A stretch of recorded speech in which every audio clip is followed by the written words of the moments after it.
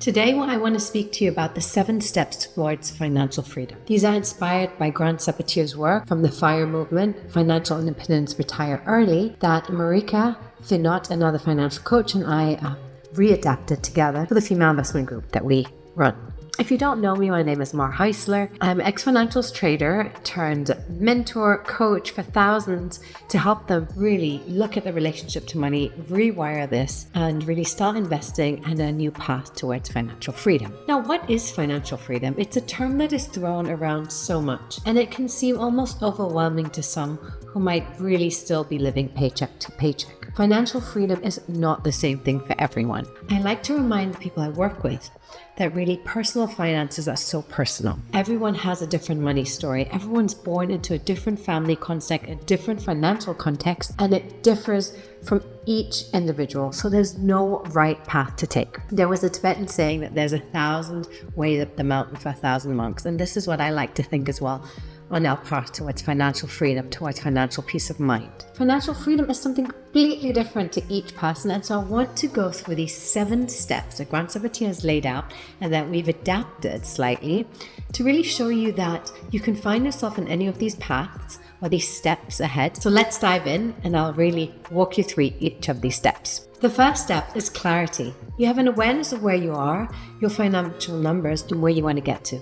And for me, this is the baseline. Just knowing your budget, your ins and outs, how much you spend every month and what you're getting in. It might be more or less than you're spending it, but just having this awareness brings you the clarity to be able to look where to go from there. If we don't know, we constantly live in flux and the unknowing of what our financial landscape looks like. So step number 1 is just bringing the clarity in. I like to think of it as lifting up the rug, looking what's under, cleaning it out, and bringing awareness into your field. Step 2 is self-sufficiency. You're able to take care of yourself. You moved out of mom and dad's, and you're able to cover your own expenses month by month. So this really means that you are making your own money, that you're on top of your finances, that you're able to take care of your life, and you're not relying on your mom and dad anymore. So you might realize that you might be at this step, but you don't have financial clarity of where you're at, what's going on in your numbers. And I'm going to invite you to kind of take that mini step back just to clean it up so that you can propel yourself forward potentially to the next step. The next step is breathing room. You don't live paycheck to paycheck anymore. You have space to breathe. You have some savings.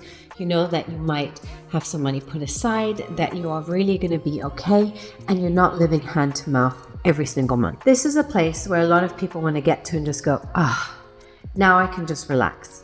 I know my numbers, I have this clarity, I've moved out of my parents, I've got a breathing room because I'm not living paycheck to paycheck. You've kind of got an idea of where you're going, what direction you're going on, and you've put money aside, which is a big, big step. And I can assure you that I think the number is like, even 45% of Americans have more than $1,000 saved in their bank account. So you are way ahead of the curve if you have gotten to this point.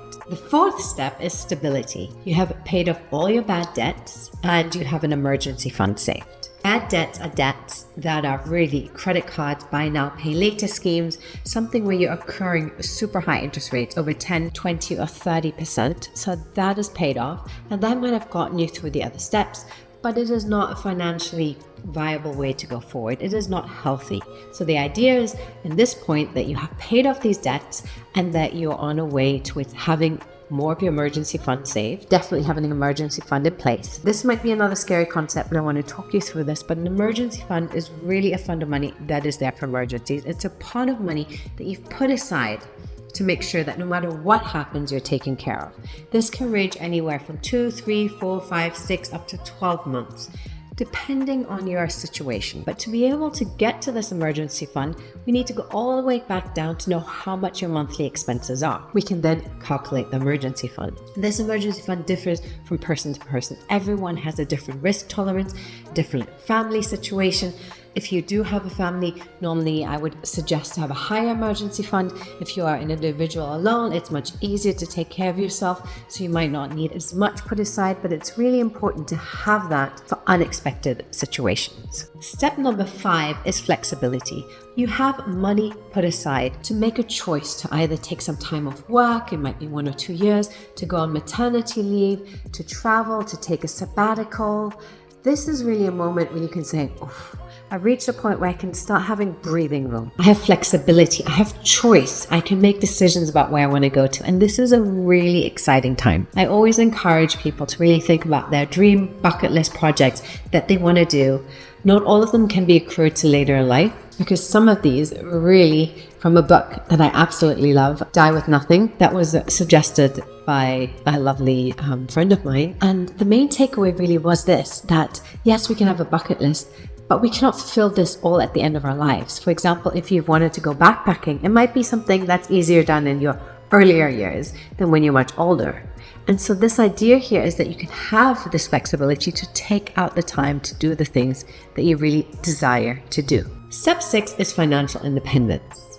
So you're making your money work for you, and you're able to live off the money that is generated through your investments. And this is wonderful. When you can get here, you know that you might want to calculate your FIRE number, the amount of money that you need to have aside that can really accrue investments, passive income that can allow you to live off this. And this is a point where really money is working for you and you're not working for money any longer. So this is a big step from step 5 to 6 to really shifting your mindset, having money working for you, investing in the ways that money is accumulating and supporting your life. So you're not trading time for money any longer. And then finally, step 7 is abundant wealth, where money is growing and growing by itself to accumulate so that you no longer need to think about money. You no longer need to calculate step by step, month by month, but it is just growing with itself on interest, accumulating more interest, and wealth is created for you.